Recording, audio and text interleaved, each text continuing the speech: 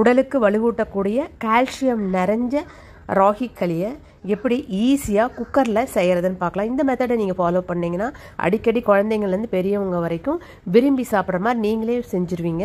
எப்படி செய்கிறதுன்னு பார்க்கலாம். நான் இன்றைக்கி 1 கப் ராகி மாவு எடுத்துருக்கேன். இது 250 கிராம்ஸ் இருக்கும். இது கடையில் வாங்கின மாவு தான்.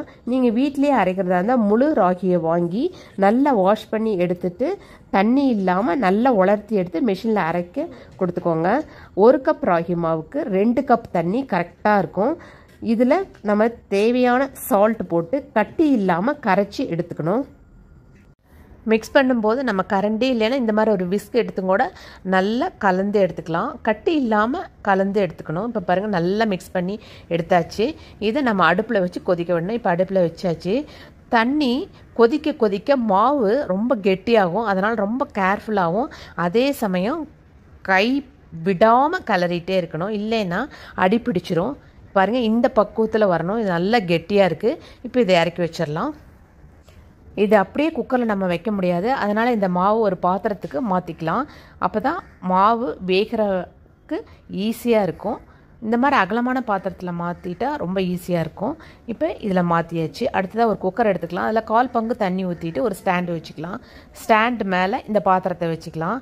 குக்கரை க்ளோஸ் பண்ணி 5 விசில் வரைக்கும் வரட்டும். இப்போ ஆஃப் பண்ணியாச்சு. இப்போ குக்கர் நல்லா ஆறிடுச்சு. ஓப்பன் பண்ணி பார்க்கலாம். களி நல்ல வெந்த வாசனை வருது. இப்போ இதை நம்ம லைட்டாக டச் பண்ணி பார்க்கலாம். இங்கே பாருங்கள் கையில் ஒட்டாமல் வருது. அப்போ ராகி களி ரெடி ஆயிடுச்சுன்னு அர்த்தம்.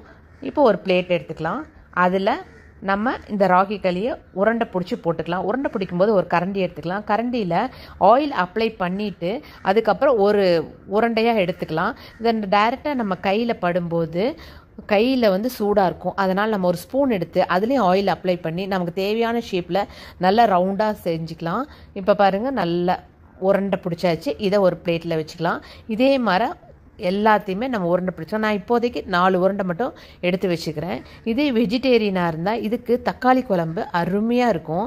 அதே சமயம் எல்லா சட்னியும் இதுக்கு நல்லாயிருக்கும். நான் வெஜிடேரியனாக இருந்தால் சிக்கன், மட்டன், ஃபிஷ் கிரேவி செமையாக இருக்கும். நீங்களும் இந்த மாதிரி ட்ரை பண்ணி பாருங்கள். இந்த வீடியோ உங்களுக்கு பிடிச்சிருந்துச்சுன்னா ஷேர் பண்ணுங்கள், லைக் பண்ணுங்கள், சப்ஸ்கிரைப் பண்ணுங்கள். தேங்க்யூ.